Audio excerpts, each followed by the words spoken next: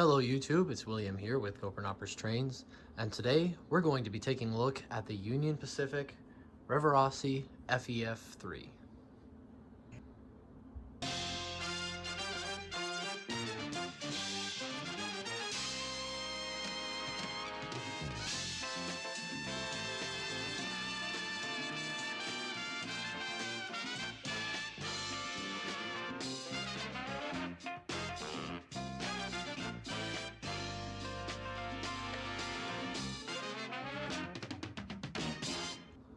Alrighty, so for just a bit of background information on this model, I got this thing very cheaply, $66 after shipping, and I was super pleased with it when I got it. Ran really nice and quiet.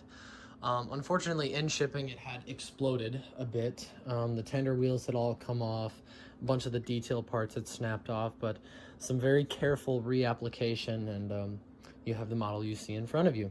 This one is, of course, a 484 class FEF-3 from the Union Pacific Railroad. FEF, for those of you who don't know, stands for 484, so the engine is basically named for itself. I do have a black one, but I'm not showcasing it here because that one is kind of a dumpster fire of a locomotive as it stands right now, and I'm still working on trying to get that thing into tip-top shape. But anyways, we're going to go ahead and pan out, and we'll take a closer look at the model and all of its details. Alrighty, so here we are taking a look at the engine. So of course it's got a gorgeous boiler front. This one has the number boards marked X836. All of the FEFs were considered premier production run.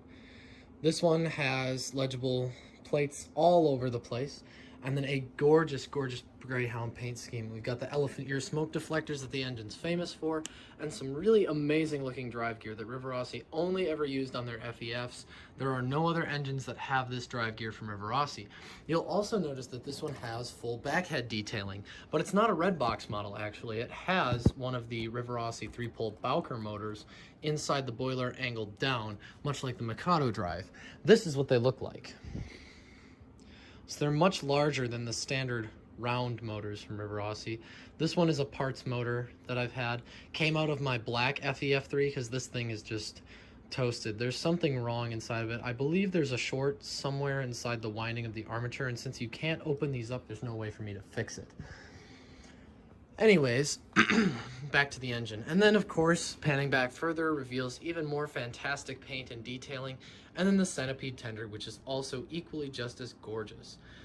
These things are really fantastic. They do provide no electrical pickup to the engine. The engine can run without the tender, which is actually kind of awesome for working on the thing.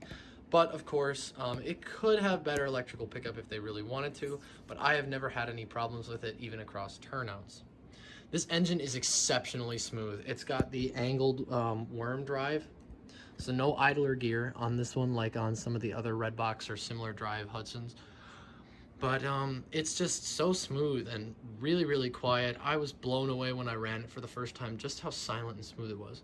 And behind it, I've just got a bunch of their yellow Union Pacific streamlined passenger cars. 5-car set. I've had these for a while.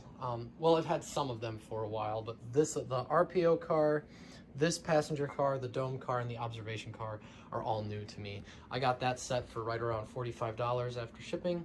So this entire consist comes out right around $110 or so. But anyways, I'm going to go ahead and do my usual slow speed shot past the camera, maybe one at speed with sound to demonstrate just how quiet the engine is, and then we're going to go ahead and take some final thoughts on it before the official running action.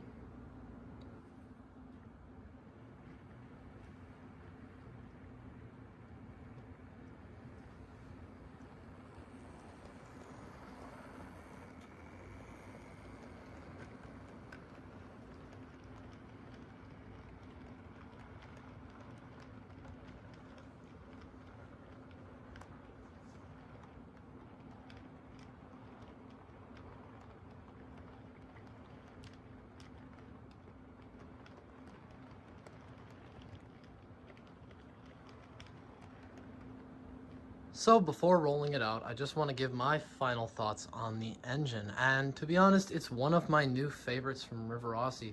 As much as I love my Hudsons, few can compare to the smoothness and beauty of this locomotive.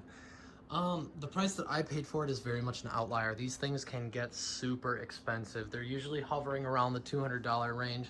Sometimes they go higher. You're lucky to get them around $125 most days. That's a good price for one of these.